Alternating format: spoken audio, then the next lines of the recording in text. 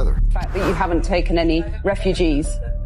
Of course. Who's going to stand up and say the cartels are gone? The criminal... Why do you think these clips went viral and everyone was talking about them? Because it inspired men to act and say, yeah, you're right, we shouldn't allow illegals in our country. So I made a rank of those politicians who are really devout to our country's safety. Starting up with Tom Homan, as he's one of the sensations at the moment, by everything he's promising us, someone who actually knows his job and isn't just here for a paycheck. Being in the country illegally on its own without a criminal charge, if you're not a public safety threat or a national security threat, they're off the table. So they changed who ICE was looking for. But as far as the Border Patrol, they went from ending catch and release that the Trump administration had to releasing millions of people to the country. That's really the difference. And I blame that on ending the policies that were proven effective in the Trump administration. You know, look, I worked for 6 presidents, starting with Ronald Reagan. I've seen hundreds of policies come and go. I know what policies work, what policies doesn't. Love or hate Trump, the Remain in Mexico program was a game changer. People can still claim asylum, they wait in Mexico. That was a game changer, and after a few months, people stopped coming. Because when they realized they weren't going to be released in the United States, they weren't going to spend all their money, giving it to the criminal cartels, only to wait in Mexico. So, by doing that, by moving immigration that low to a 45-year low, less migrant deaths across the border, less women being sexually assaulted by the cartels. It had a really positive effect on the Remain in Mexico program. One thing we can't deny is he isn't basing his views on opinions, oh, I think this will work. No, he's based on personal experience and knowledge across years from working in the border control. Let's keep watching another moment of the show and move on to another politician. Why are you back? Because I care. Chris, I've done this. I started as a border patrol agent in 1984, so I know what it's like to wear that uniform. And when I joined ICE, 1989, I spent decades with ICE. I was the first ICE director that actually came up through the ranks. So the 20,000 men and women that reported to me, I never asked them or told them to do anything that I didn't do myself, because I was one of them. I care. And I care because of the tragedies I've seen on the southwest border. I've stood on the back of a tractor trailer with 19 including a 5-year-old little. I've talked to little girls. Hell, and I can go on and on and on about the tragedies I've seen. I ran Operation Ice Storm in Phoenix, Arizona, where the cartels were ripping each other's house off, where they were holding illegal aliens waiting for the payment, and they're ripping each other off. And if a migrant couldn't pay his fees, and before they called a relative who's supposed to pay the fee, and they forced them to listen. They came up with the fees they demanded. So out of all the tragedies I've seen, plus I love the men and women of the Border Patrol. They put their lives online every day. Same with ICE. This can be fixed, and we need to fix it because it's going to save American lives. It's going to save alien lives. It just makes sense. There's no downside in a secure border. And I have arguments a lot up on Capitol Hill. Give me one downside in a secure border. What's the downside in less illegal immigration? What's the downside in less 250,000 people? What's the downside unless is up now 600%? What's the downside unless people on terrorist watch lists coming across the border? A secure border saves lives. A country can't have strong national security if we don't have border security. We got to know who's coming in, what's coming in, where it's coming in, why it's coming in. That's what national security is all about. Tom Homan understands the human perspective because a lot of people think that the border crossing, it's just a quick walk with no risks, but they don't understand the consequences it could bring to them. And just like he said, what are the benefits from that, except from the money the cartels take? But moving on into our next politician, right in the center of Europe, Viktor Orban, who is very respected by President Trump. Him and Poland were fined multiple times by Europe for not letting immigrants in, but let me know if you think it was justified. You say you want to seal the borders of Europe shut to the kind of migration that we're seeing at the moment. How do you propose to do that? No, the point is whether Schengen is still relevant or not. Schengen is a law, which is still in office. So we have to use it. Hungary is an outside border of Schengen. But what about the external borders? How do you seal them like you propose No, to we do? don't seal it. What we do is sealing what we call the green border. But we have points where everybody who would like to get into Hungary can do that in a legal way. There are clear signs which show how you can get into Hungary and which is the legal procedure to do that. Migration is an issue which is a disintegrating factor. Why do we need it? So if you have a problem in Italy and in many countries that you decided to let many migrants come in, and now you have difficulties how to manage to live together with them, it's a serious problem. Economic migration is a bad thing in Europe, he says. We should not look at it as something useful because it only means trouble and danger to the European people. Migration should be stopped. One of the reasons I placed him in this list is because his reasoning is based on logic, by saying you can freely come in Hungary via official roads. Hungary is not closed, you would just have to take official roads. And taking this into perspective seems like a rational move. Moving on is Douglas Murray, who is a unique personage in this video as he's not a politician, but I do acknowledge his influence and his ability to speak out problems he sees in his country. I don't want them to live here. I don't want them here. They came under false pretenses. Many of them came illegally and continue to come illegally, and we don't want them here. And I'm perfectly willing to say that because it needs to be said. If I hated Australia, hated the Australian people, hated Australian history, hated the Australian way of life, broke into the country illegally and spent my time trying to undermine Australia, why should I be in Australia? Why?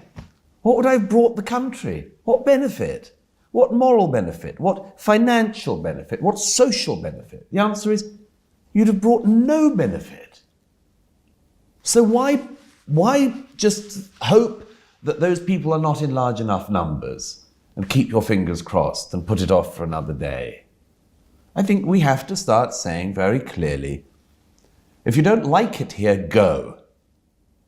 And if you don't like it here and you intend to make it worse, we will make you go. His points in this video were very controversial, but we have to acknowledge some of his points were based on true facts, that some immigrants do hate the country they are in, even before they got there. Coming back to America, Stephen Miller is well known for his hardline approach to immigration policy, and in this speech, he made a very good statement about the importance of border control. About the decades of abuse that has been heaped upon the good people of this nation. Their jobs looted and stolen from them and shipped to Mexico, Asia, and foreign countries.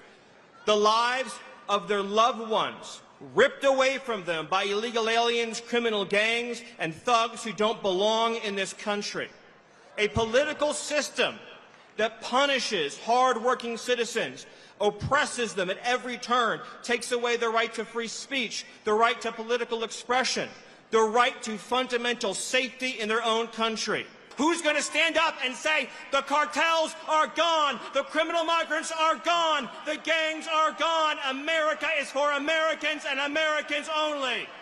Proposing here does not sound like it's in keeping with American tradition when it comes to immigration. The Statue of Liberty says, give me your tired, your poor, your huddled masses, yearning to breathe free. It doesn't say anything about speaking English or being able to be a computer programmer. Aren't you trying to change what it means to be an immigrant coming into this country? If you're telling them you have to speak English, can't people learn how to speak English when they get here? Well, first of all, right now, it's a requirement that to be naturalized, you have to speak English. So the notion that speaking English wouldn't be a part of our immigration systems would be actually very ahistorical.